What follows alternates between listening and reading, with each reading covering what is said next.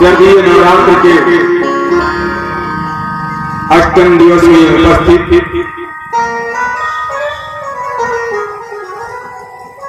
हनुमान जी के प्रांगण में चल रही मां दुर्गा शेरावाली की शारदीय नवरात्र की कथा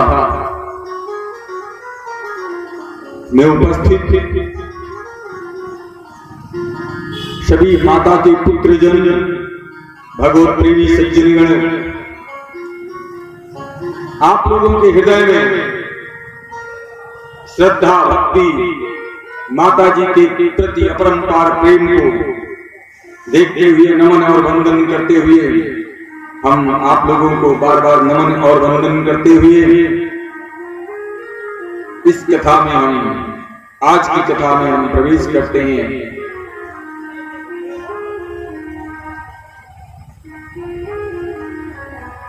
देखिए, ये जो कथा है,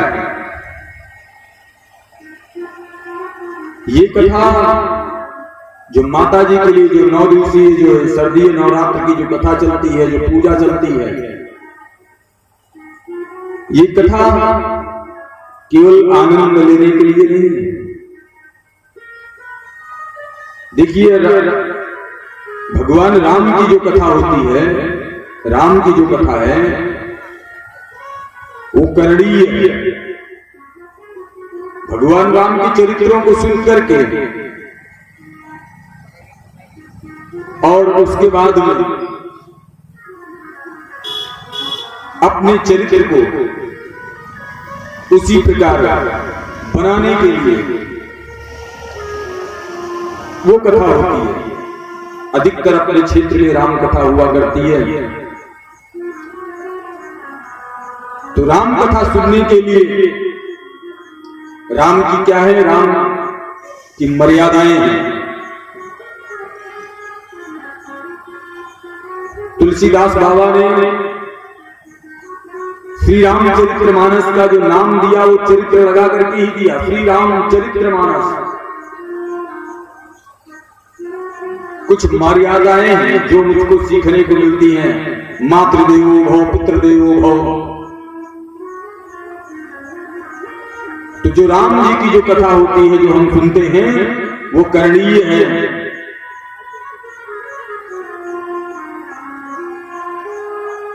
राम जी की कथा जब हम सुनते हैं तो हमें इसको अपने जीवन में उतारना रहता है, करना रहता है। हम श्री राम कथा सुनते हैं, राम हमें भी बनना होगा। चले राम के पग चिन्हों पर अब इतिहास बदलना होगा। चले राम के पग चिन्हों पर अब इतिहास बदलना होगा। चले राम के पग चिन्हों पर अब इतिहास बदलना होगा।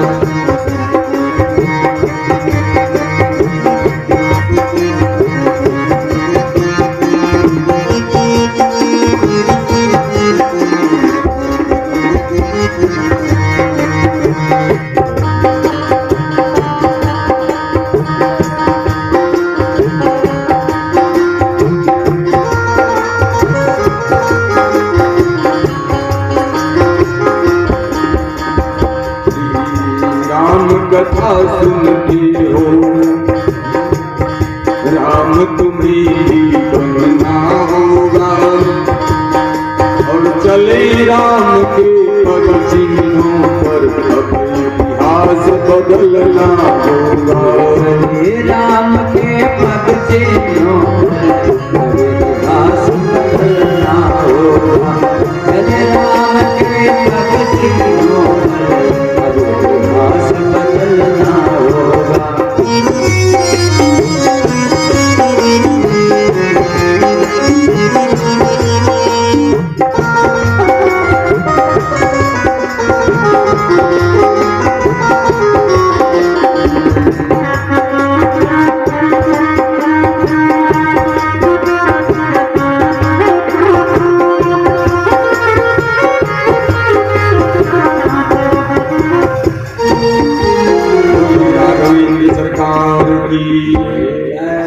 और एक कथा और अपने क्षेत्र में बहुत होती है, श्रीमद् भागवत कथा।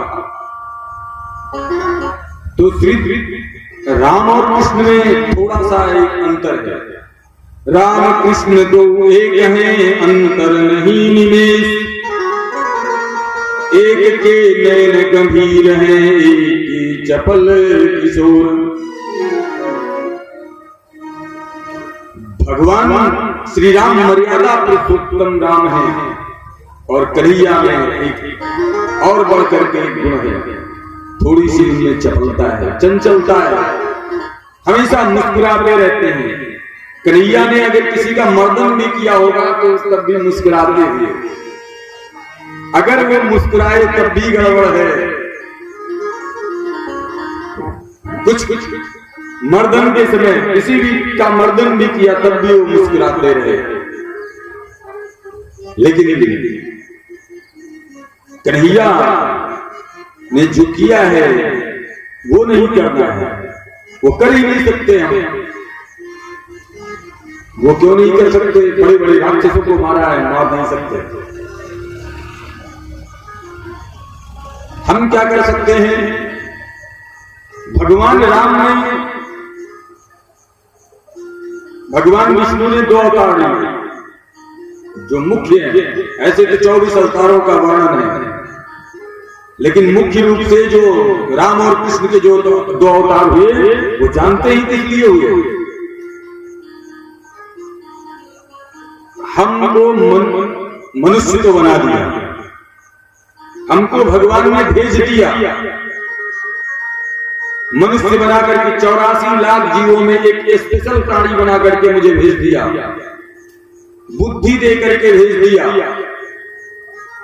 आहार निद्रा भय मैथुनानि समान चेतान पशुन्द्राम ज्ञानान नराणाम अधिको विशेषो ज्ञान ही नहीना पशुभी समाना। 84 लाख जीवों में एक स्पेशल बुद्धि दे करके एक अलग से मुझे भेज दिया। उस बुद्धि का सदुपयोग हम कहां करेंगे? हमें मनुष्यता कैसे आएगी?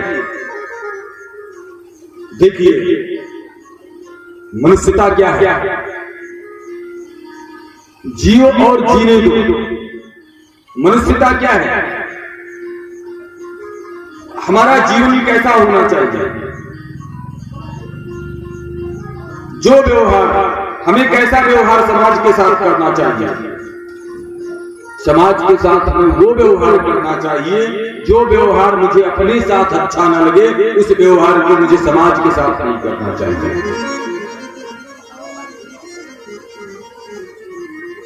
जो व्यवहार मेरे साथ कोई करता है, मुझे अच्छा लगता है, वही व्यवहार हम दूसरों के साथ करें। बस यही फार्मूला है। यही सब सीखने के लिए राम भगवान ने 2 अवतार लिए, केवल राक्षस को मारने के लिए, रावण को मारने के लिए, कंस को मारने के लिए भगवान ने अवतार नहीं दिया। नहीं तो जैसे और अवतार हुए, हिरण्यकश्यप को मारने के लिए नरसिंह अवतार हुआ, तुरंत हुआ, मारे और गए। ऐसे ही आते हैं, रावण को मारते और चले जाते, कंस को मारते और चले जाते, लेकिन पूरा पूर्ण मनुष्य का अवतार लेकर के पूरा जीवन जी करके रामा अवतार में प्रैक्टिकल किया, मतलब जीवन को जिया। मातृ प्रेम, भक्ति, गुरु प्रेम, प्रजावत्सलता, एक व्यक्ति व्रत, ये सब चीजें मुझे कहां से मिलती हैं? किसके अंदर मिलती हैं? भगवान राम के अंदर मिलती हैं। और जो कृष्ण है, दूसरा अवतार जब लिया कृष्णा अवतार, तो कृष्णा अवतार में उन्होंने क्या किया? गीता का उपदेश दिया। उसमें जो बताया, थ्योरी पढ़ाई एक तरीके से। देखिए, विज्ञान पढ़ने वाले जो लड़के होते हैं वो जानते हैं, किसी चीज की थ्योरी भी पढ़ाई जाती है और उसका लैब में प्रैक्टिकल भी होता है। राम जी ने क्या किया? प्रैक्टिकल कराया, करके दिखाया। आओ करके सीखें, लिखा रहता है ना, बचपन में हम लोगों ने पढ़ा होगा, आओ करके सीखें। तो राम जी ने जीवन जी करके सिखाया और फिर कृष्ण जी ने उसकी थ्योरी पढ़ाई बाद में, जिसको कहते हैं गीता। हमारे नौजवानों को गीता पढ़नी चाहिए। उसमें जीना सिखाया। हम अपनी संस्कृति को भूलते चले जा रहे हैं। हमारे सनातन धर्म में हम सबको पूजते हैं, सबको सम्मान देते हैं, किसी की कोई जियो और जीने दो। और सर्वे भवन्तु सुखिनः, सर्वे सन्तु निरामयाः, सर्वे भद्राणि पश्यन्तु मा कश्चित् दुःख भाग् भवेत्। ये हमारे सनातन धर्म में पढ़ाया गया है, सिखाया गया है। और यही नहीं, हमको लोग कहते हैं कि यहां भेदभाव, सनातन में जानते हैं हमारे यहां चींटी को भी पूर्वज लोग या आज भी लोग आटा डालते हैं। और यही नहीं, पीपल को आपने देखा है, हम ऐसे लोग हैं कि पीपल को जल हम देते हैं, बरगद की पूजा करते हैं। को जल हम देते हैं, बरगद की पूजा करते हैं।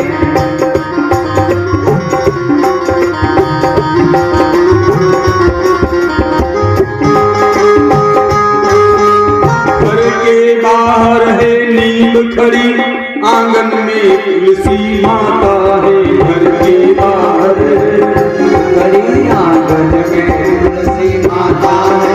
घर के बाहर है नीम खड़ी, आंगन में तुलसी माता है। बाहर है नीम खड़ी, आंगन में तुलसी माता है। पीपल को जल हम देते हैं, बरगद की पूजा करते हैं। पीपल को जल हम देते हैं, बरगद की पूजा करते हैं।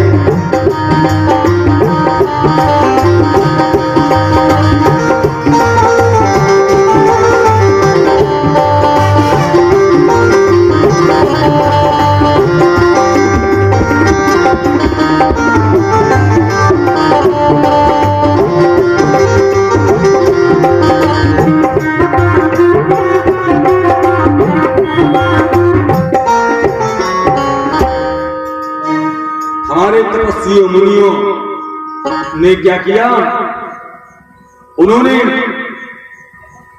बरगद और पीपल की भी पूजा करवा दी। हम लोग करते हैं, क्यों?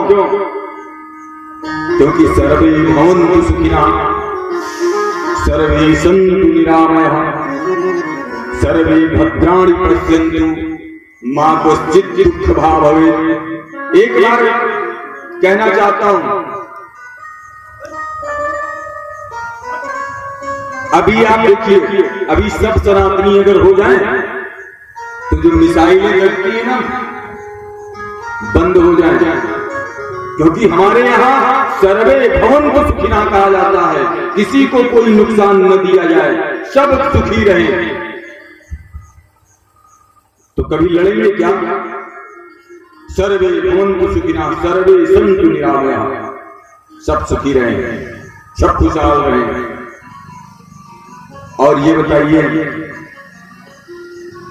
हमारे यहां कहा गया है अच्छा आचरण। अच्छे आचरण में क्या है? चोरी नहीं करना है। तो चोरी नहीं करना है तो ये बताइए, ताला लगाना पड़ेगा? नहीं लगाना पड़ेगा। तमाम चीजें अपने आप सुधर जाएंगी।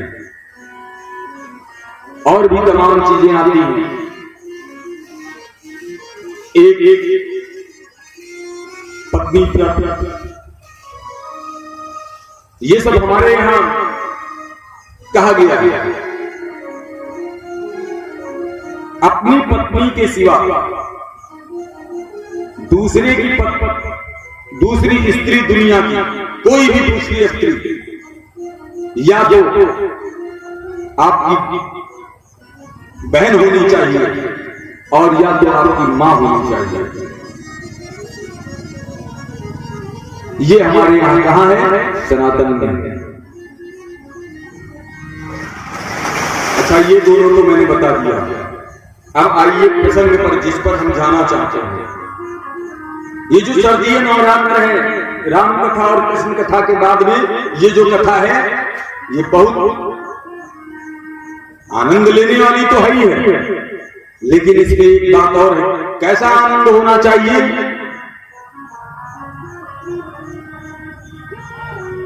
आनंद होना चाहिए, ये साधना है, ये साधनी है। माता जी की जो नवरात्र जो आती है, नवरात्र में संत जन, मुनि जन, भक्त जन, ब्राह्मण जन, माताएं सब मां की साधना करते हैं, वृक्ष पर सवार हैं। ऐसे ही हम 9 दिन इनकी उपासना करते हैं, साधना करते हैं। और कोई कवच का पाठ करता है, कोई पूरी दुर्गा सप्तशती का पाठ करता है। ये साधना है। 9 दिन साधना करके हम शक्ति अर्जित करते हैं और इसी शक्ति से फिर हम जीवन में आने वाले तमाम संघर्षों से लड़ते हैं और समाज में जीते हैं। बोलिए शेरा वाली मैया की जय।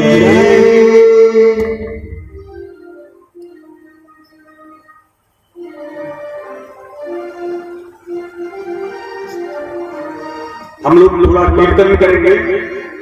अभी मैंने मंगलाचरण किया, ऐसे ही आप लोग भी मंगलाचरण करेंगे। मंगलाचरण क्यों करेंगे? मंगल आचरण बनाने के लिए, कथा योग्य बनने के लिए। हम कथा योग्य तभी बनते हैं जब हम मंगलाचरण देखिए, अभी एक दिन मैंने बताया था कि आप अच्छे कार्यों को शुरू कर दीजिए, आपके बुरे कार्य अपने आप जीवन से भाग जाएंगे। तो जब हम भगवान के नामों का कीर्तन करने लगते हैं तो अपने आप मेरे अंदर हमारी जितनी भी इंद्रियां हैं सब पवित्र हो जाती हैं। मेरी कोई भी इंद्रिय गलत दिशा में नहीं जाएगी।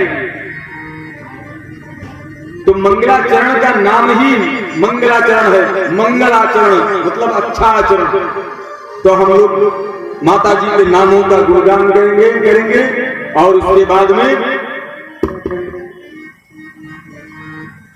और गान कौन सा गाएंगे? जिस गान को मां सीता ने गाया था, जिस स्तुति को मां सीता ने गाया था, सबको कल्याण करने वाली स्तुति, सबका कल्याण करने वाली स्तुति। जय जय गिरिवर राज किशोरी, जय जय गिरिवर राज किशोरी, जय महेश चंद चकोरी, जय महेश चंद चकोरी, जय गज बदन माता, जय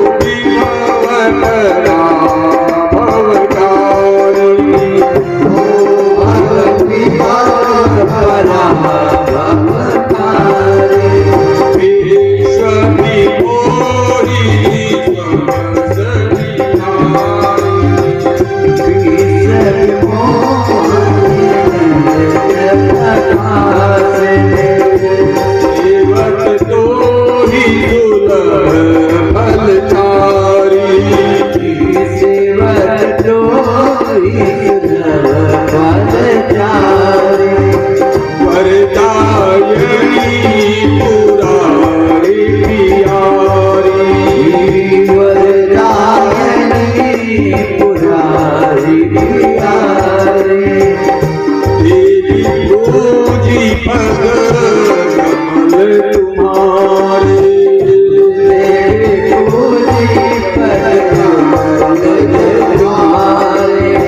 सुर नर मुनि सब हुई सुखारे और मनोरथ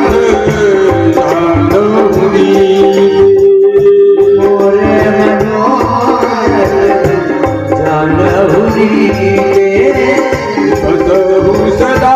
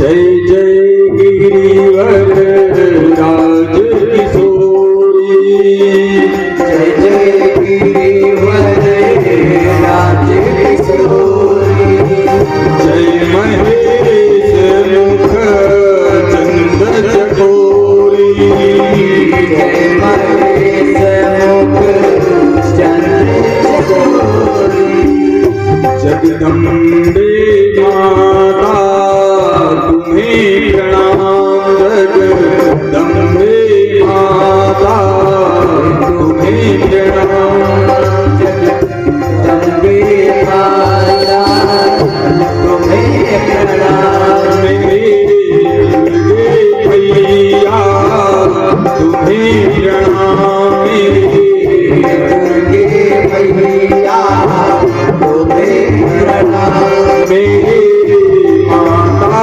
रानी तुम्हें प्रणाम माता रानी तुम्हें प्रणाम जगदम्बे भैया तुम्हें प्रणाम जगदम्बे भैया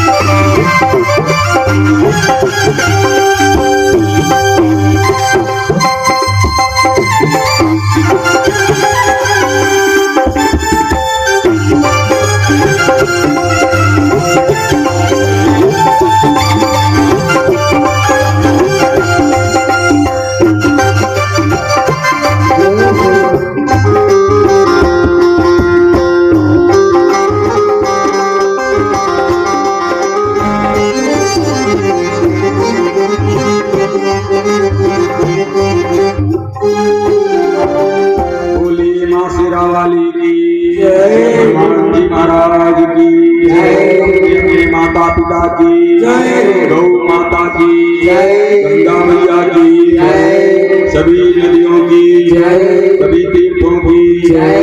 एक बार जोर से भारत माता की जय, पार्वती पते हर हर महादेव।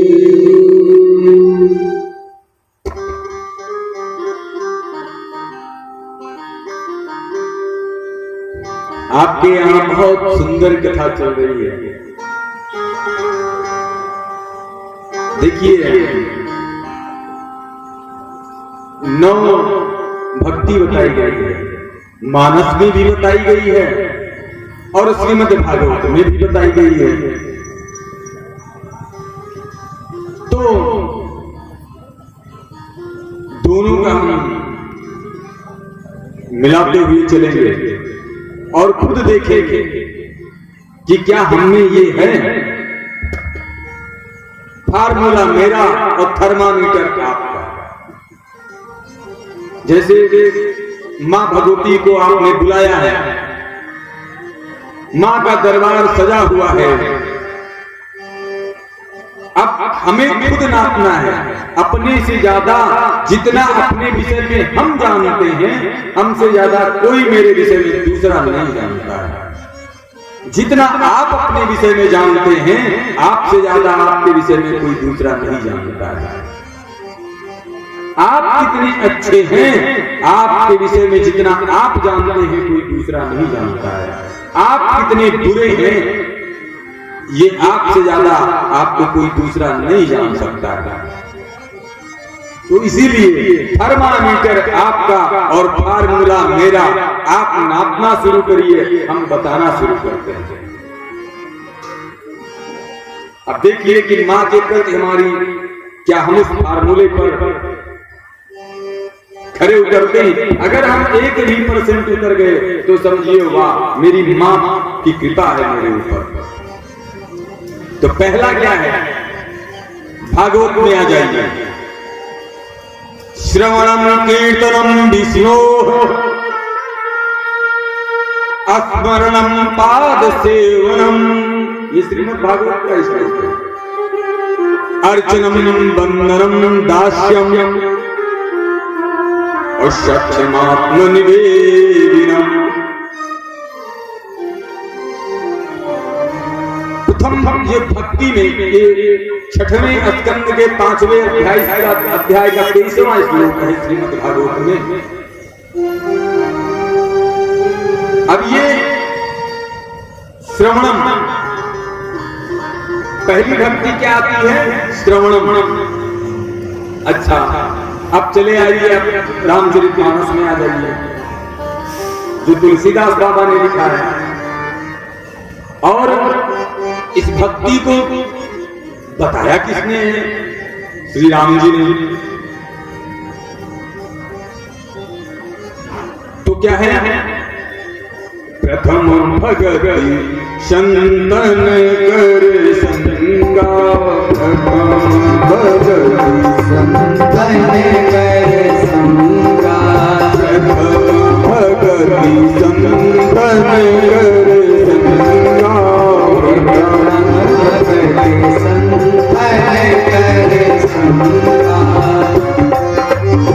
रामचरितमानस में क्या बताया, प्रथम भगत संतन कर संगा, संतों का संग। तो संतों का संग, और इसमें जो संतों का जो संग है, संतों का जो सानिध्य है, क्या हम ले रहे हैं, क्या हमारे पास उपलब्ध है क्या? तो अगर उपलब्ध है, संग कहा गया है, संतन के संग लाग रे तेरी अच्छी बनेगी, संतन के संग तेरी अच्छी बनेगी, संतन के संग लाग रे तेरी अच्छी बनेगी,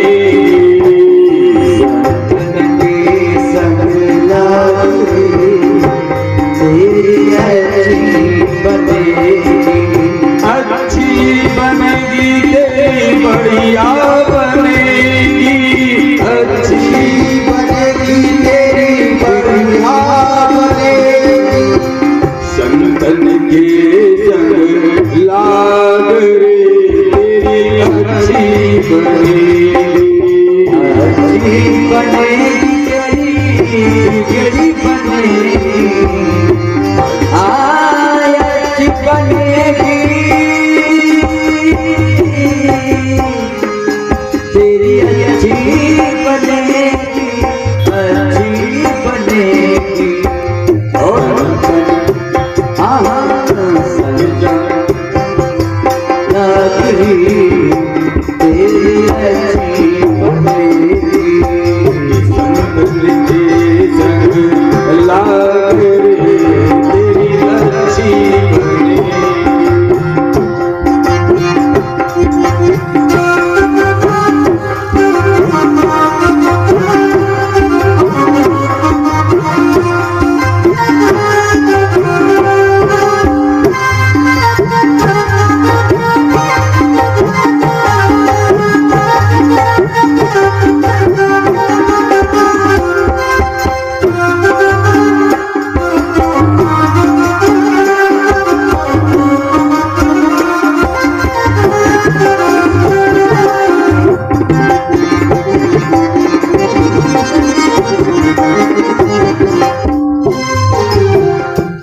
जाएंगे तेरे दाग रे तेरी अच्छी बनेगी। संतन संग करी पुण्य कमाई, संतन करे संग पुण्य कमाई। संतन संग करे पुण्य कमाई। करे संग पुण्य कमाई। राम चरण अनुराग रे तेरी अच्छी बनेगी। संतन तेरी संग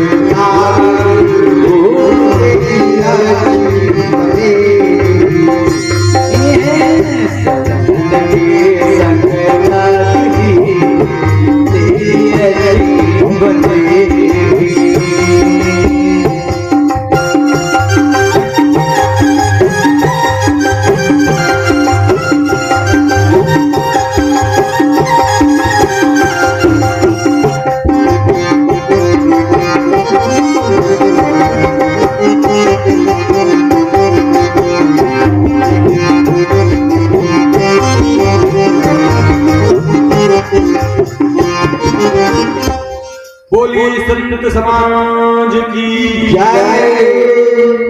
प्रथम भगत संतन कर संगा। अच्छा, संतों का सानिध्य अब हम देखें मेरा है कि नहीं है तो माता जी की कृपा। नहीं है तो डोज लेना पड़ेगा, इंजेक्शन। दूसर रति मम कथा प्रसंगा। कथा के प्रति प्रेम मतलब क्या है? श्रवणम। श्रवणम मिल गया ना, श्रीमद् भागवत और ये दोनों मिल रहा है। श्रवणम कीर्तनम विष्णु। श्रवणम पहली भक्ति क्या है वहां? श्रवणम। और यहां क्या है? दूसर रतिमम कथा प्रसंगा। कथा के प्रति हमारा प्रेम,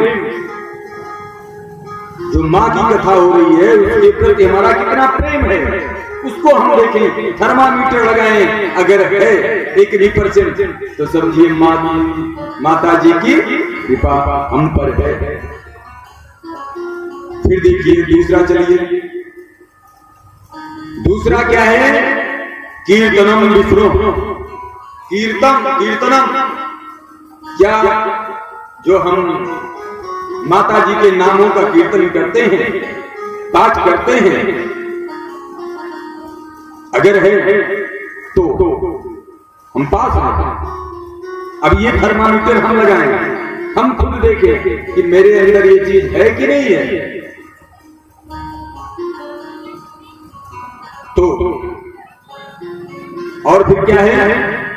गुरुपद पंकज सेवा तीसर भगत यमान। और जो अभिमान रहित गुरु की सेवा, घमंड ना हो, अहंकार ना हो, ये ना हो कि मैं ऐसा कर रहा हूं, अरे मैं तो बहुत सेवा कर रहा हूं, मैं माता जी की, अरे मैं तो बहुत कुछ, सब कुछ मैंने ही संभाल रखा है। ये भाव नहीं होना चाहिए। मैं ही हूं तो ये पूजा चल रही है, ऐसा भी नहीं होना चाहिए। तो चौथी भगत अमान, मतलब कोई भी अहंकार नहीं होना चाहिए। और चौथा क्या है, माता जी से या भगवान से जो है कपट छोड़ करके उनके गुणों का, उनके नामों का वर्णन करना, कपट नहीं होना चाहिए। और क्या होना चाहिए,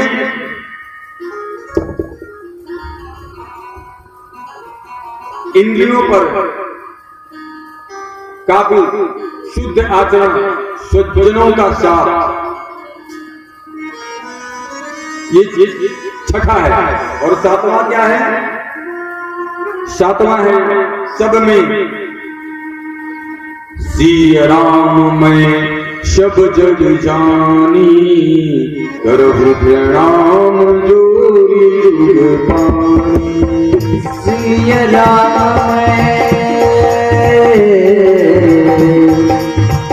सिया राम सब जग जानी, करहु प्रणाम जुग जुग पानी, करहु प्रणाम जुग जुग पानी।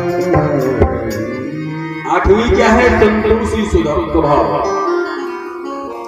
हमारा स्वभाव जो होना है वो संतोष होना चाहिए। संतोषी होना, जितना मेरे पास है जो है उसी में, और किसी के भी साथ कपट नहीं बरताओ, अंदर से एकदम मन उसके प्रति कोई ईर्ष्या भाव, कोई कपट नहीं होना चाहिए। यही कहा गया है, श्रवणम कीर्तनम विष्णु स्मरणम पाद सेवनम और अर्चनम वंदनम दास्यम शक्यमात्म निवेदनम। श्रवणम, कथा का श्रवण करना चाहिए। कीर्तनम, जब कीर्तन करवाया जाए भगवान के नामों का या माता जी के नामों का, भगवान माता जी की स्तुति करवाई जाए तो खूब मन से स्तुति गाएं, ताली बजा बजा करके।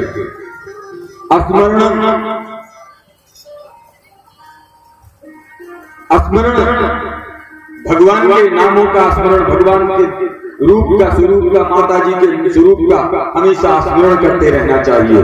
पाद सेवनम, पाद सेवनम। एक कृष्ण जी हैं, जैसे ही भगवान आए तो पर्यो लकट यू चरण लागी, गए लिपट गए चरणों में। ये भाव होना चाहिए, पाद सेवनम। और अर्चन, अर्चन कैसा होना चाहिए, निज आश्रम प्रभु आन कर पूजा विविध प्रकार। जब भगवान पहुंचे तो विविध प्रकार की पूजा की, इसने सुदीक्षा तो वो भाव होना चाहिए हमारा। और वंदन, वंदन कैसा होना चाहिए, वो भी सुदीक्षा जैसे सुनिए, सीखिए रामचरितमानस में। कहा मुनि प्रभु सुन बिनती मूरी, स्तुति करो कौन विधि तोरी।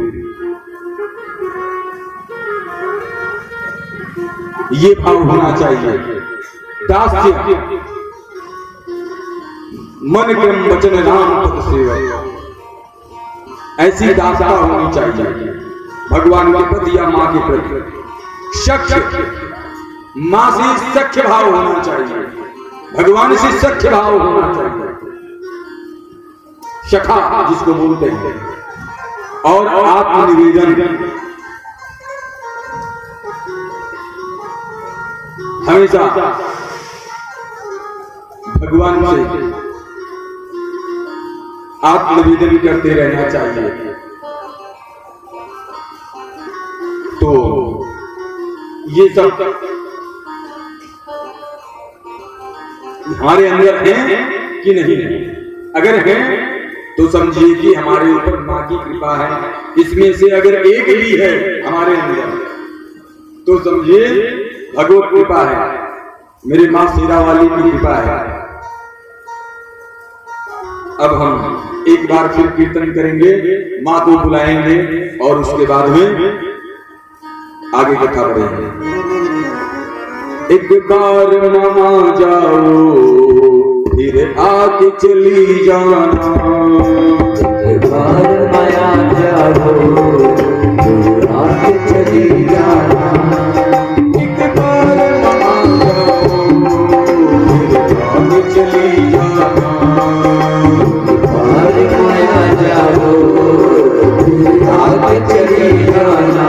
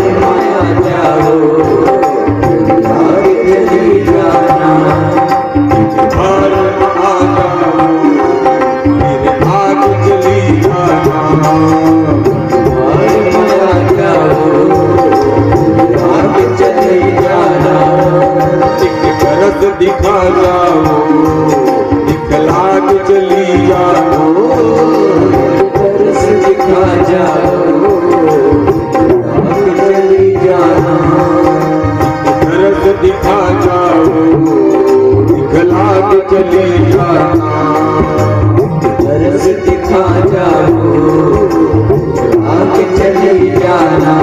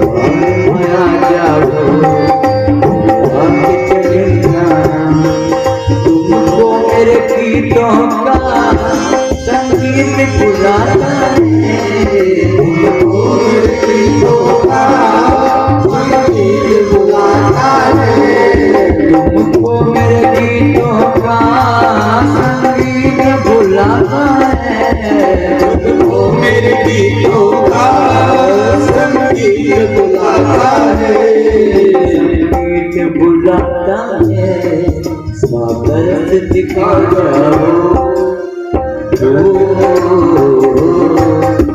तरस दिखा जाओ दिखला के चली जाना, बार माया जाओ दिखला के चली जाना, बार माया जाओ दिखला के चली जाना।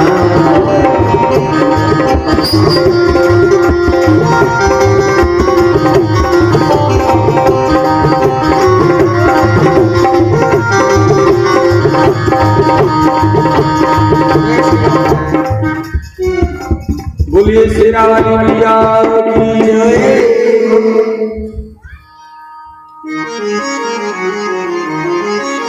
कल हम लोग सुन रहे थे कथा में महिषासुर मर्दनी, मां ने महिषासुर का मर्दन किया और महिषासुर का मर्दन करने के बाद में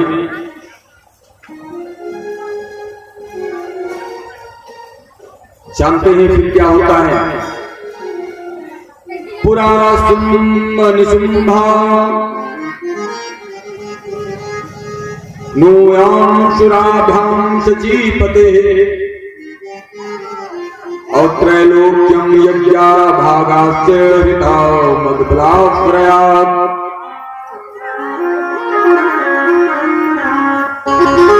पूर्व काल में निशुम्भ और सिंधु ये दो राक्षस दो असुर हुए। महिषासुर के बाद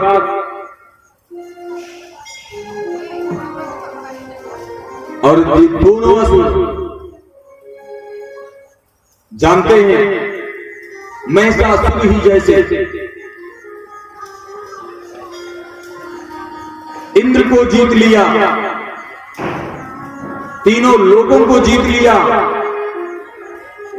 और देवताओं के यज्ञ का पूरा भाग छीन लिया। देवता सब त्राहिमाम देवताओं में मच गया।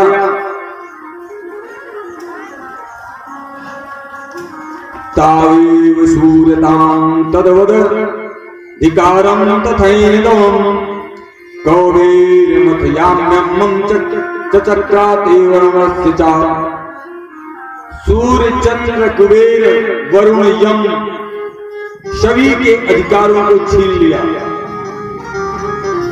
ये जो निशुम्भ और शुम्भ जो दो राक्षस हुए, इन्होंने क्या किया? सभी देवताओं के अधिकारों को छीन लिया और इंद्रासन पर भी अपना कब्जा जमा लिया, तीनों त्रिलोक में अपना कब्जा जमा लिया, देवताओं को अपमानित करके स्वर्ग से भगा दिया। यही नहीं, यज्ञों का भाग भी देवताओं को नहीं मिलने लगा।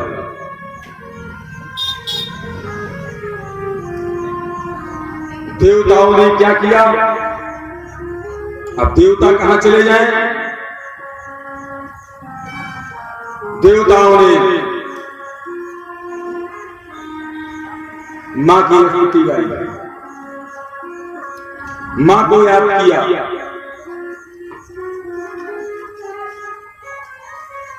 और मां को याद करके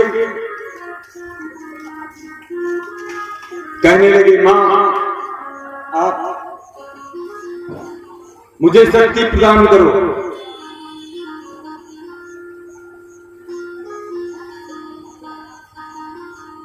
और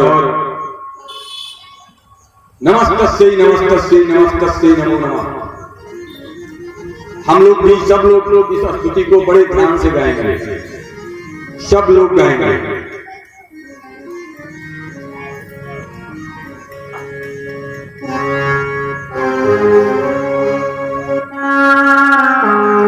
नमो देव्यै महादेव्यै। आप लोग केवल नमस्तस्यै नमस्तस्यै नमस्तस्यै नमो नमः कहेंगे।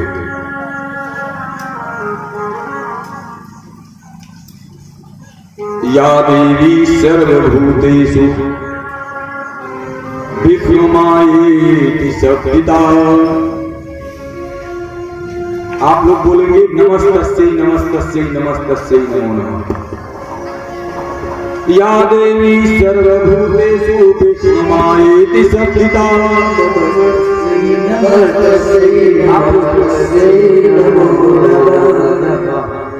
या देवी सर्वभूतेषु चेतनी विधीयते। नमस्तस्यै नमस्तस्यै नमस्तस्यै नमः। या देवी सर्वभूतेषु बुद्धिरूपेण संस्थिता। नमस्तस्यै नमस्तस्यै नमस्तस्यै नमो नमः। या देवी सर्वभूतेषु निद्रारूपेण संस्थिता। नमस्तस्यै नमस्तस्यै नमस्तस्यै नमो नमः। या देवी सर्वभूतेषु क्षुधारूपेण संस्थिता नमस्तस्यै नमस्तस्यै नमस्तस्यै नमो नमः या देवी सर्वभूतेषु पुच्छ्यारूपेण संस्थिता नमस्तस्यै नमस्तस्यै नमस्तस्यै नमो नमः या देवी सर्वभूतेषु शक्तिरूपेण संस्थिता नमस्तस्यै नमस्तस्यै नमस्तस्यै नमो नमः या देवी सर्वभूतेषु तृष्णारूपेण संस्थिता नमस्तस्यै नमस्तस्यै नमस्तस्यै नमो या देवी सर्वभूतेषु शान्तिरूपेण संस्थिता नमस्तस्यै नमस्तस्यै नमस्तस्यै नमो नमः या देवी सर्वभूतेषु जातिरूपेण संस्थिता नमस्तस्यै नमस्तस्यै नमस्तस्यै नमो नमः या देवी सर्वभूतेषु लज्जारूपेण संस्थिता नमस्तस्यै नमस्तस्यै नमस्तस्यै नमो नमः या देवी सर्वभूतेषु शान्तिरूपेण संस्थिता नमस्तस्यै नमस्तस्यै नमस्तस्यै नमो नमः या देवी सर्वभूतेषु श्रद्धारूपेण संस्थिता नमस्तस्यै नमस्तस्यै नमस्तस्यै नमो नमः या देवी सर्वभूतेषु कान्तिरूपेण संस्थिता नमस्तस्यै नमस्तस्यै नमस्तस्यै नमो नमः या देवी सर्वभूतेषु लक्ष्मीरूपेण संस्थिता नमस्तस्यै नमस्तस्यै नमस्तस्यै नमो नमः या देवी सर्वभूतेषु वृत्तिरूपेण संस्थिता नमस्तस्यै नमस्तस्यै नमस्तस्यै नमो नमः ऐसे ही तमाम देवताओं ने स्तुति की मां शेरावाली की हिमालय पर जाकर के, और जब स्तुति किया तो जानते हैं देवी मैया गंगा में स्नान करने के बाद एवं स्वादियुक्तानां देवानां तत्र पार्वती मैया जाती हैं देवी और गंगा में स्नान करती हैं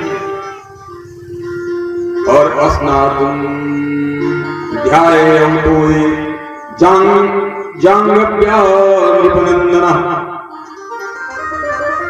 उसके बाद आई देवताओं के पास स्नान करने के बाद और देवताओं ने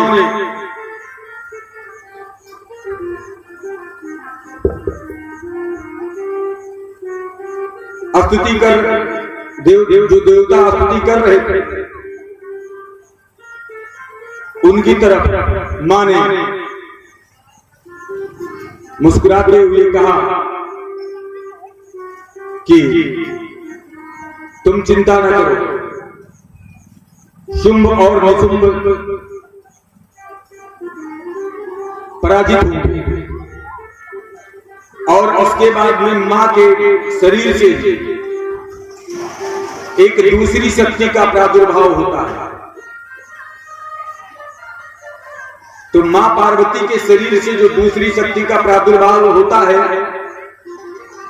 उनको कौशिकी मैया के नाम से जाना गया। बोलिए कौशिकी मैया की जय। कौशिकी के प्रकट होने के बाद में जो माता का जो स्वरूप था, जब कौशिकी मैया प्रकट हुई तो जो माता का जो स्वरूप था वो काला हो गया। जब माता का स्वरूप काला हो गया तो काला होने के बाद में वो कालिका के नाम से विख्यात हुई। बोलिए कालिका मैया की जय।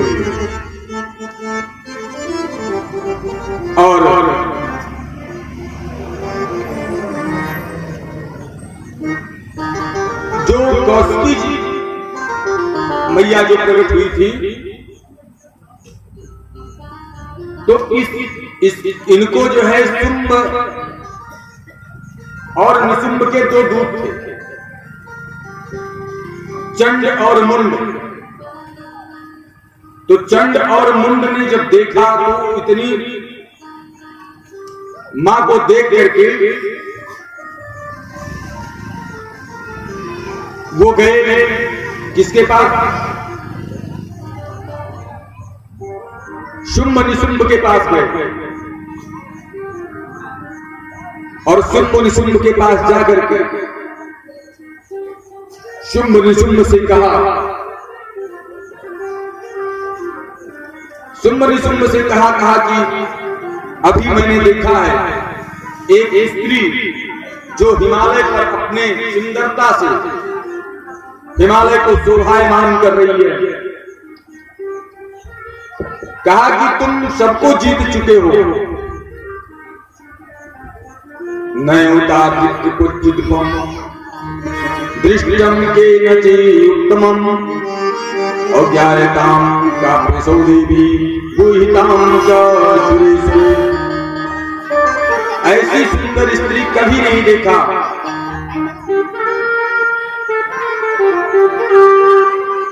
उसको पता करो और ले आओ। ये जो शुंभ निशुंभ के जो दूत हैं वो चंड मुंड, वो शुंभ निशुंभ से कह रहे हैं कि ऐसी स्त्री मैंने कभी इतनी सुंदर स्त्री नहीं देखा, उसको लेकर के आओ। उसके अंग इतने सुंदर हैं, एक एक अंग कि पूरे हिमालय पर प्रकाश फैला रहे हैं। और महाराज जितने भी रत्न हैं सब आपके घर में शोभायमान हैं, केवल अब उस स्त्री की कमी है। क्योंकि मणि, हाथी, घोड़े जितने भी रत्न हैं सब आपके यहां विद्यमान हैं। हाथियों में एरावत आपके यहां है, क्योंकि सब देवताओं को जीत लिया था ना उसने। कहा हाथियों में एरावत है आपके यहां, पारिजात वृक्ष आपके यहां है। ये चंडमुंड के जो है जो दूत, ये चंडमुंड जो दूत हैं शुंभ और निशुंभ के, ये कह रहे हैं अपने राजा से, शुंभ निशुंभ से कह रहे हैं, ये चंडमुंड जाकर के कहते हैं कि आपके यहां उच्च श्रवा घोड़ा भी है, देवताओं को जीत करके आप आए हैं।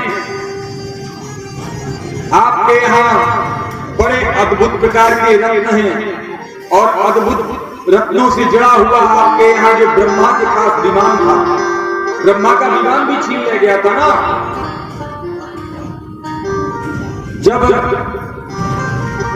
शुंभ निशुंभ ब्रह्मा का विमान भी छीन ले गए थे, सभी देवताओं की सभी चीजें, अच्छी अच्छी चीजें छीन ले गए थे। और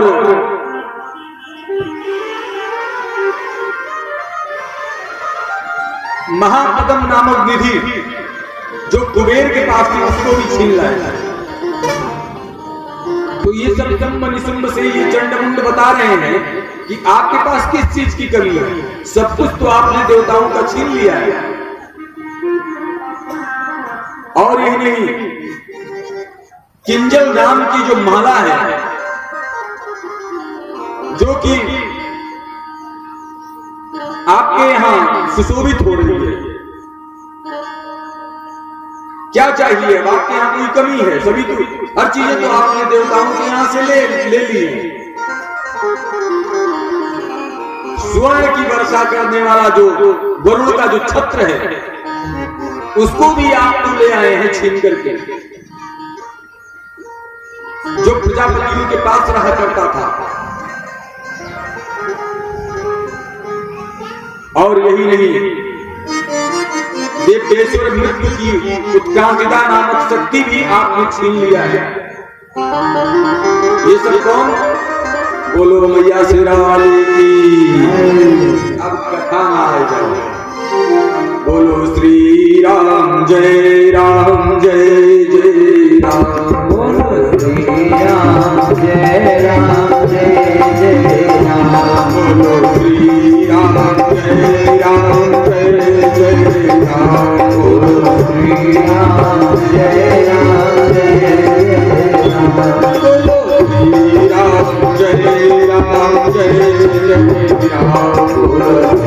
राम जय भक्तों की प्यारी राम। भक्तों के प्यारे राम। संतों की रखवाले राम। बोलो संतों के रखवाले राम। बोलो संतों के रखवाले राम। बोलो श्री राम बोलो श्री राम जय राम।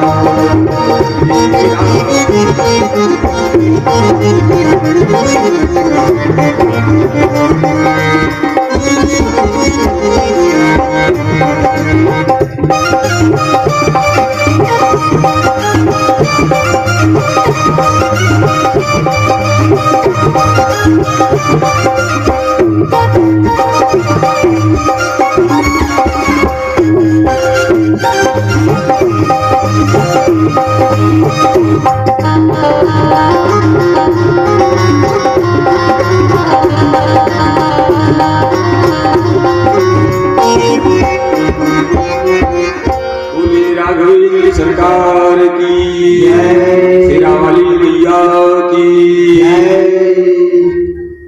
तो कथा पर फिर आए जाइए।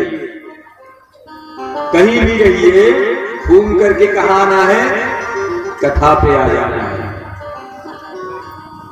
बिल्ली को देखा है? बिल्ली अपने बच्चे को उठाती है और 7 घरों की परिक्रमा करा करके और फिर उसी स्थान पर ला करके छोड़ती है। तो ऐसे ही हम कहीं भी जाएं, फिर कथा पर आए, तो आप भी ऐसे जब कथा पर आएंगे तभी समझेंगे। और उधरे रास्ते में कहीं छूट गए दूसरे मोहल्ले, तब तो सब गड़बड़। तो कथा के साथ रहिए, हमारे साथ रहिए हैं। अब देखिए कहा उसके जो दास हैं, शुंभ और निशुंभ के दास कौन है? चंड और मुंड। शुंभ और निशुंभ के जो दास हैं, चंड और मुंड, वही सब कह रहे हैं शुंभ और निशुंभ से।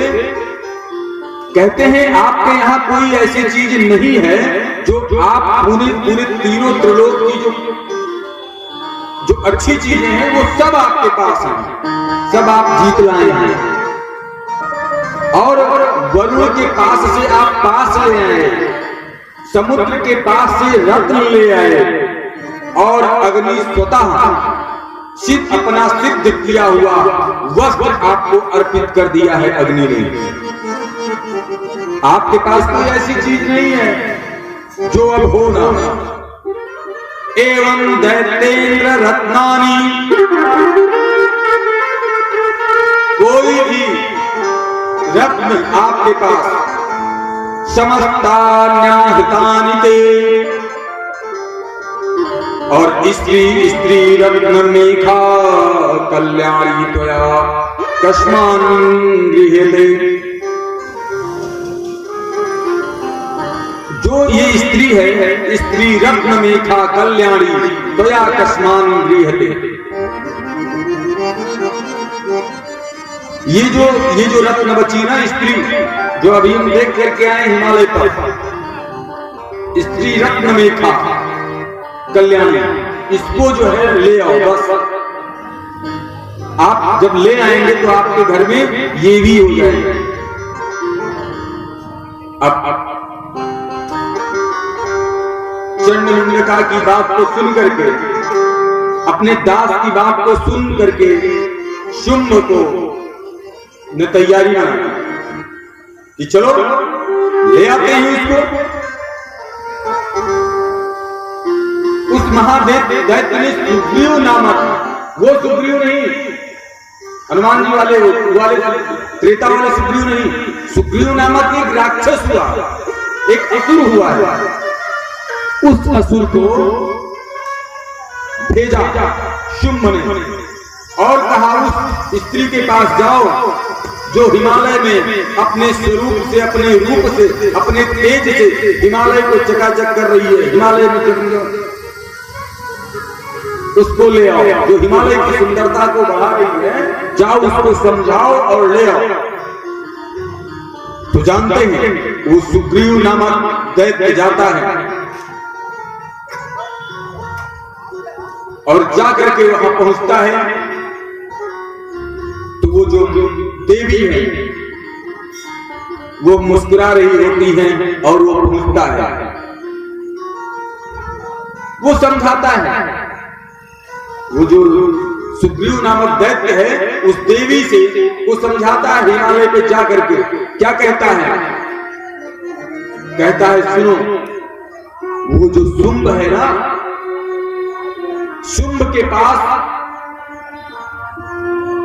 जो विश्व पूरे तीनों त्रिलोक में जो सबसे सुंदर सुंदर मड़ियां हैं उसके पास है।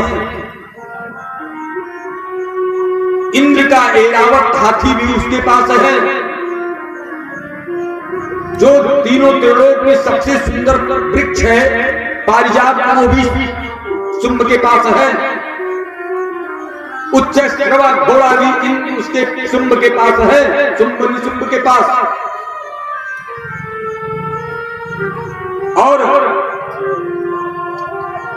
अद्भुत रथ से जड़ा हुआ विमान जो ब्रह्मा जी के पास हुआ करता था वो भी निशुंभ के पास है।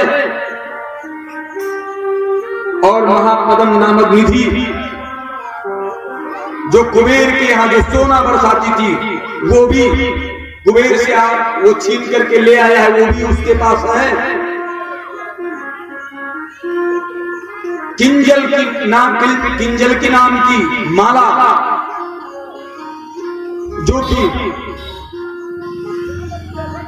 उसके गले में सुशोभित हो रही है वो भी उसके पास है।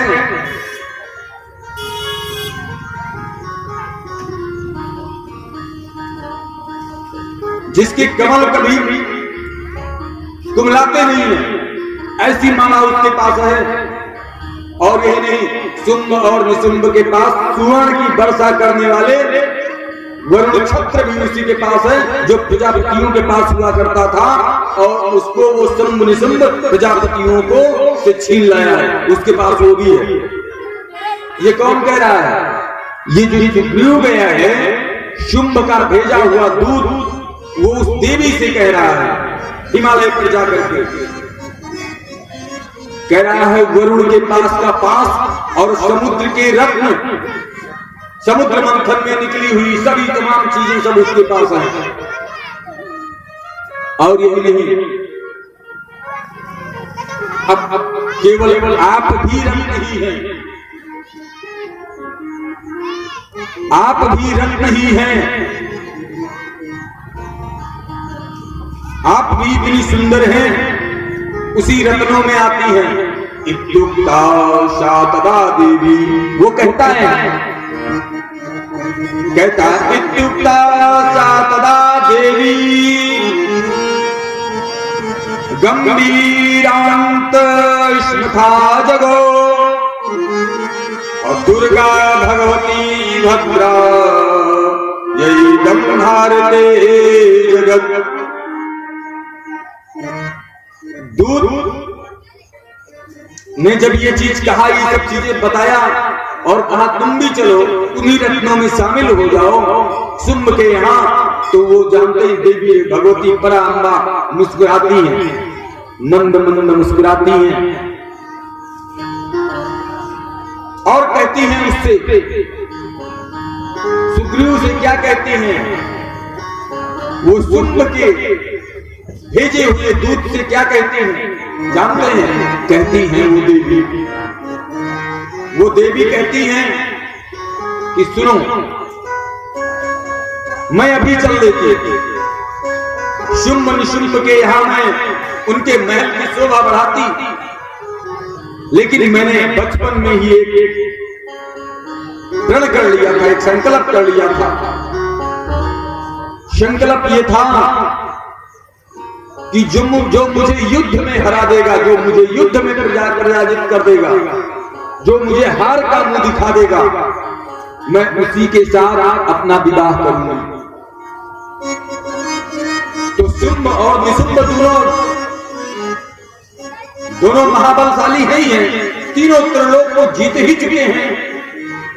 केवल मेरे संकल्प को पूरा करवाना है, वो आ जाए मेरे सामने और मेरे संकल्प को पूरा करा दें, मुझे हरा दें, मुझे हार का रास्ता दिखा दें, मेरा संकल्प पूरा हो जाए और मैं उनके महल साथ में चल करके और महल के उनके शोभा बढ़ाना शुरू कर दूं। इतना जब कहा उसने, मां देवी ने जब सुग्रीव से, तो सुग्रीव ने कहा कि उससे देवी मां से कहा, ये तुम नहीं बोल रही हो, ये तुम्हारा घमंड बोल रहा है, मेरी बात मानो तो अभी शीघ्र ही निशुंभ और शुंभ के यहां चलो। ऐसा करने से तुम्हारा भी गौरव बना रहेगा और उनका भी स्वाभिमान और गौरव बना रहेगा। देवी ने कहा कि तुम्हारा कहना ठीक है, मगर मैं अपने संकल्प से बंधी हुई हूं, मैं नहीं जा सकती। अब जैसे ही वो सुग्रीव जाकर के दैत्यराज शुंभ से बताता है, जब दैत्यराज शुंभ से बताता है तो जो देवी शुंभ नाराज होता है और चल देता है। धूम्रलोचन नाम का एक सेनापति उसका है, शुंभ का, धूम्रलोचन को भेजता है, कहता है जाओ उस दुष्टा के बाल के केस को, बालों को पकड़ करके घसीट करके लाओ, हमारे सामने पेश करो। तो जो धूम्रलोचन है वो भी राक्षस है, वो भी असुर है और उसका सेनापति है, शुंभ का सेनापति है। वो जाता है बड़ी सी सेना लेकर के और पहुंचता है। माई खड़ी होती है, मंद मंद मुस्कुरा रही होती हैं। जब वो करीब आता है, जब वो धूम्रलोचन 60,000 की सेना लेकर के आता है, तो माई ने जानते ही क्या किया, माई ने एक ही बार में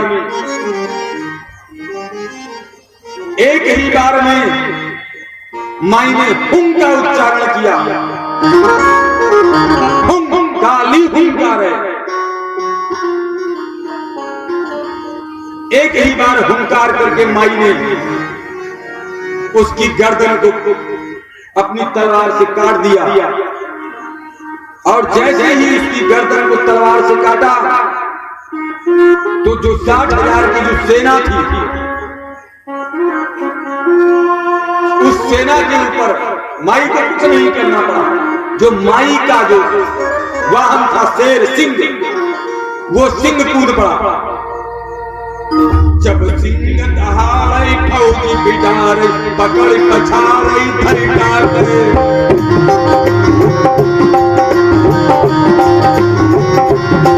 जब सिंह दहाड़े फौजी बिटारे, पकड़ पछाड़े धरी डाले।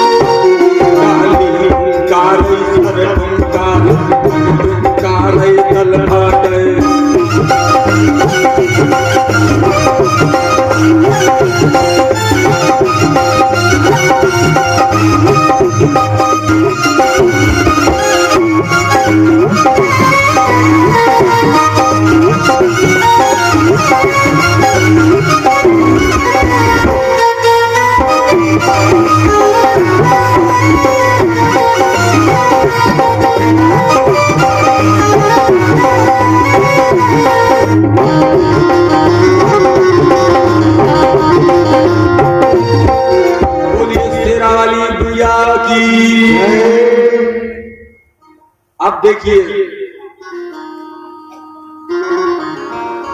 पूरी सेना को केवल मां के सिंह ने दहाड़ दहाड़ करके किसी का पेट फाड़ दिया, किसी का सर पंजा से मार दिया, सर फट गया। एक भी सेना, सबको केवल सिंह ने, मां की सवारी ने ही निपटा दिया। अब देखिए जब जब चंड और मुंड को पता चला तो चंड और मुंड ने बहुत बड़ी सेना लेकर के और उसके बाद में चल दिया। ऐसी विकराल सेना लेकर के चला कि जानते हैं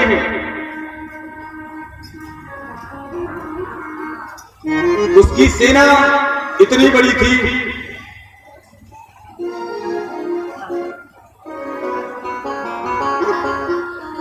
बड़े बड़े राक्षस उसकी सेना में शामिल थे। अदायुध, कंब, लोट तीर्थ और धामकुल, यही नहीं अदायुध के पास 86 सेनापतियों की सेना थी। जिसके सेनापति 86 रहे हो तो सोचिए कि कितनी बड़ी सेना रही होगी।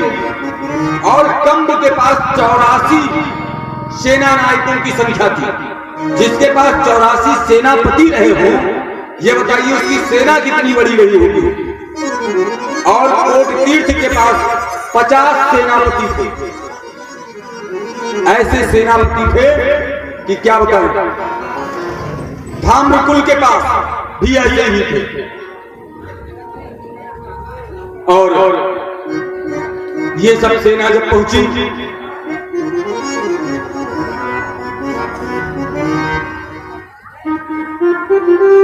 मां ने मुंड का गर्दन काट दिया और मुंड का गर्दन काटने के बाद में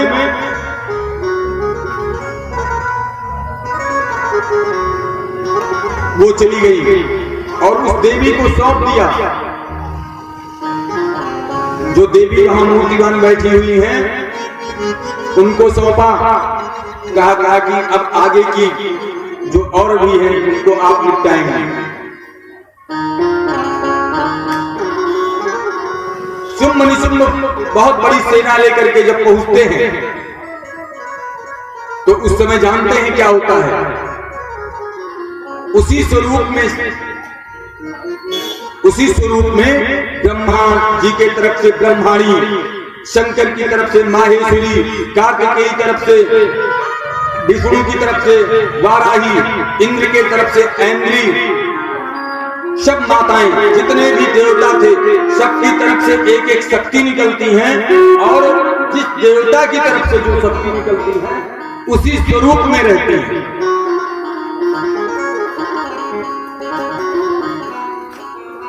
जो ब्रह्माणी की तरफ से, ब्रह्मा की तरफ से जो शक्ति निकली वो हंस पर सवार है।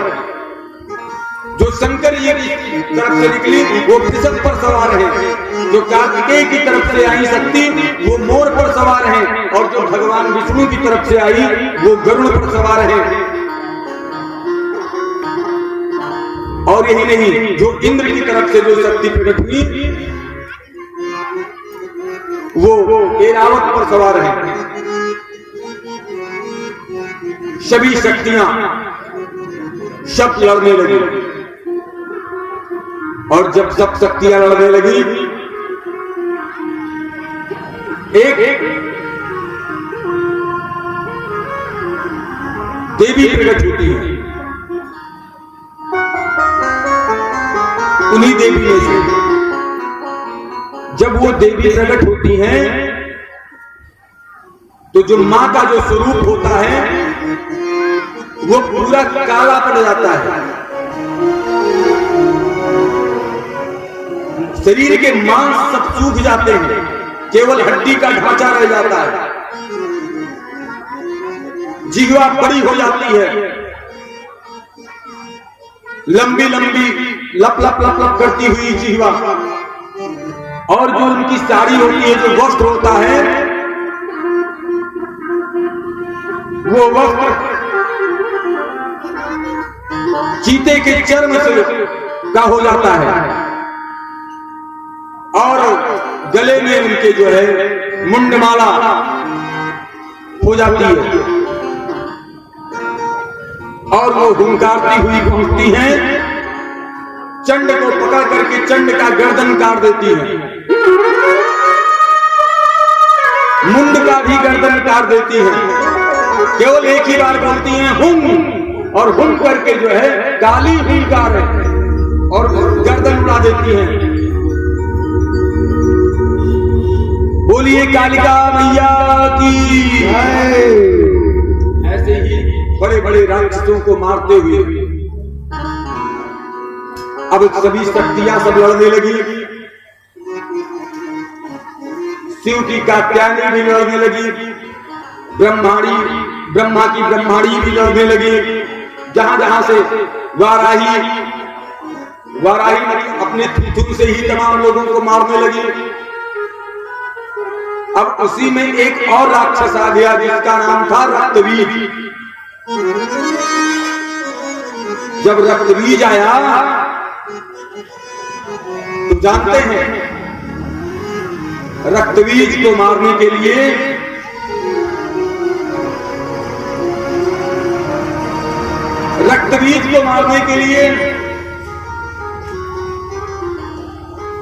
सभी देवियां लग गई।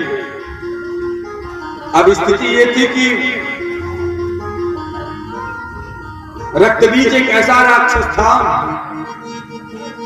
कि जब जितने बार उसकी गर्दनें काटी जाती थी, उसका एक एक बूंद जो खून गिरता था, उसका खून जो है उससे दूसरा रक्तबीज उसी तरीके से तैयार हो जाता था, उतना ही बड़ा दूसरा राक्षस तैयार हो जाता था। अब जब उतना ही बड़ा दूसरा राक्षस तैयार हो जा रहा है तो संख्या बढ़ेगी कि घटेगी? एक बार सर काटने से कितने बूंद खून गिरता है और कितने बड़े बड़े रक्तबीज तैयार हो जाते हैं, कितने ज्यादा रक्तबीज तैयार हो जाते हैं जिसकी गिनती नहीं है। अब देखिए, अब जब ऐसे रक्तबीज तैयार होने लगे तो मां वैष्णवी और चामुंडा ने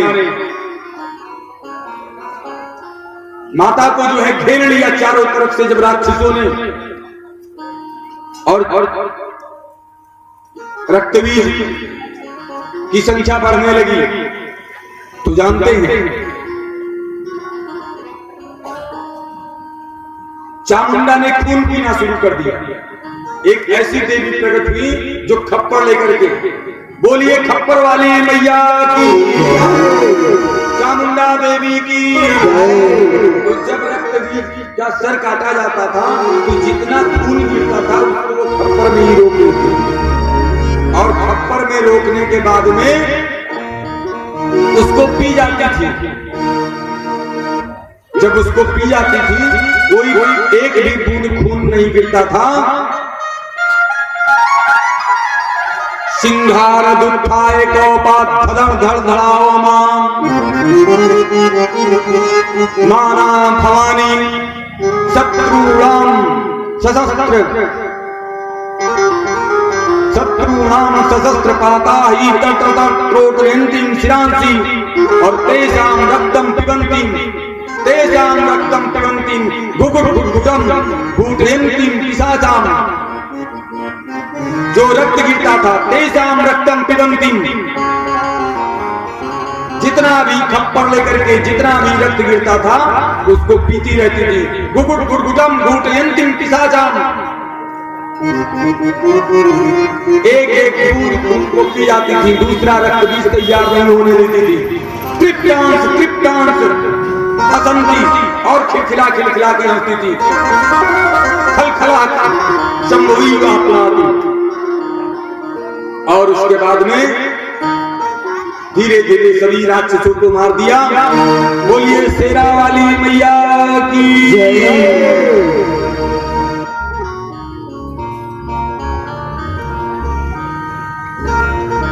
अब ये तो माँ की कथा है। माँ ने असुरों का नाश कैसे कैसे किया, कैसे कैसे मारा, ये कथा है। जब जब भक्तों के ऊपर कष्ट होता है, पड़ता है, तब तब माँ आती है और अपने पुत्रों का, अपने पुत्रजनों का के कष्टों का निवारण करती है। ये हमेशा राम कृष्ण तुम सीता ब्रज रानी राधा, तू अच्छा कल्पद्रुम हारिणी सब बाधा।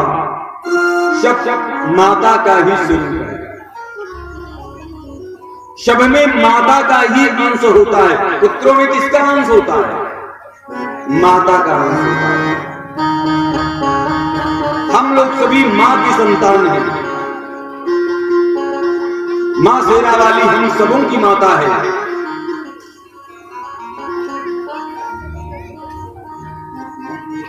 कहा गया है,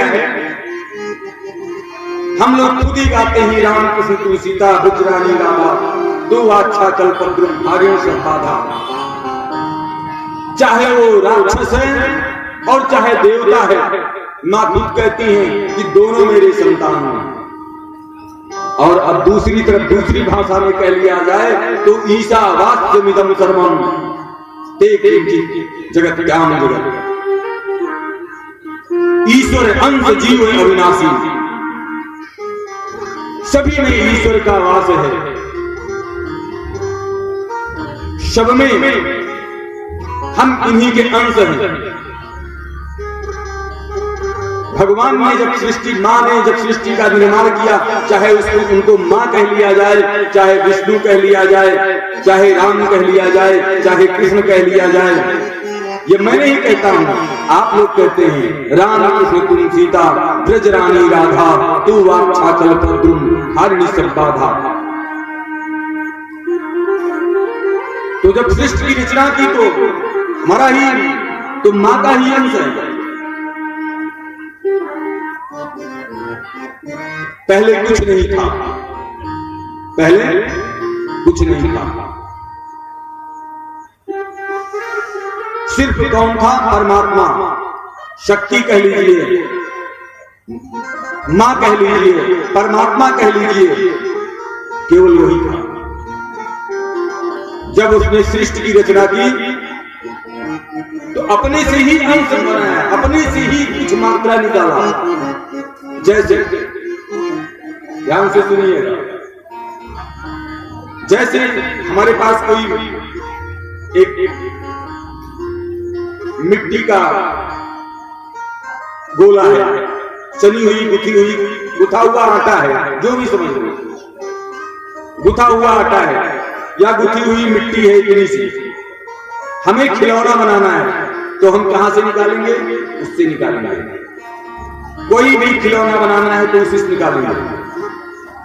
तो उस शक्ति ने, उस पराम्बा भगवती ने, उस कृष्ण ने, उस राम ने, उस ईश्वर ने अपने ही अंशों से इस पृथ्वी का निर्माण किया, इस सृष्टि का निर्माण किया, हमारा भी निर्माण किया।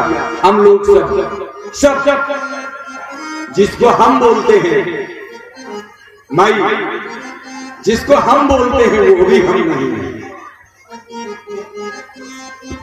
अगर कोई हो तो बताए, जिसको हम हैं, हम बोलते हैं, क्या हम वो हैं? यही सत्य है। जिसको हम बोलते हैं वो भी हम नहीं हैं, वो भी उसी का अंश है। इसके अंदर जो बोल रहा है वो हम ही नहीं है, आप सभी, चाहे वो जो भी है, जो भी प्राणी है, 84 लाख जीव हैं, ये जो पीपल है, बरगद है, ये सब उसी का अंश है। उसने अपने ही,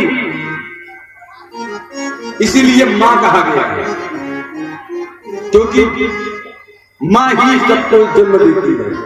इसीलिए हम मां की पूजा करते हैं, शक्ति की पूजा करते हैं कि वो शक्ति ही है, वो मां ही है जिसने सब कुछ बनाया है, जिसने पूरी ब्रह्मांड की रचना की है, जिसने सबकी रचना की है। और जैसे हम जब छोटे रहते हैं ना, हम अपनी मां से जन्म लिए हैं ना, तो मेरा ये जो हाड़ मांस है ये सब कुछ मेरी माँ का ही तो अंश है। तो ये सब माँ का अंश है। इसमें जो बैठे हुए हम हैं वो हम भी हम नहीं है, वो हम भी हम नहीं है। ईशावास्य मिदं सर्वम्, वो सब इन्हीं का अंश है। जो बोल रहा है अंदर ना वो भी इन्हीं का अंश है। जब ये निकल जाता है ना, उनमें समा जाता है, तब भी वो भी वो कहीं कोई नहीं जाता, वो उन्हीं का अंश है और वही चला जाता है। जैसे कैसे समुद्र का पानी देखा है ना, समुद्र में पानी होता है, बहुत ज्यादा पानी समुद्र में होता है, पूरा पानी समुद्र में ही इकट्ठा होता है। नदियों के द्वारा कहीं भी वो सब समुद्र में जाता है। ऐसे ही वहां पर पानी वाष्प बनता है और वाष्प बनने के बाद में कहीं भी पृथ्वी के किसी भी कोने में जाकर के जब वो बारिश होता है, बादल बन करके जाता है, फिर वो पानी घूम करके किसी न किसी माध्यम से समुद्र में पहुंचता है, उसी जल में मिल जाता है। ऐसे ही हम कहीं भी जन्म लेंगे और घूम करके जब इस शरीर को हम छोड़ेंगे तो फिर जाएंगे कहां मिल जाएंगे, उसी जल की भांति। जैसे जल समुद्र में मिलता है ऐसे हम भी मां में ही समाहित हो जाएंगे। तो जब हम नहीं हैं तो हम पाप किसके लिए करते हैं? हम ईर्ष्या कैसे रखते हैं? हम ईर्ष्या क्यों रखते हैं दूसरे से, जब वो भी मां का स्वरूप है और मैं भी मां का स्वरूप हूं, तो मैं पड़ोसी से ईर्ष्या क्यों रखता हूं? देखिए, ये मैं नहीं बोलता। जब मां प्रकट हुई शेरा वाली तो उन्होंने एक श्लोक कहा, ये मैंने नहीं कहा, ये मां कह रही है। अच्छा ये बताओ,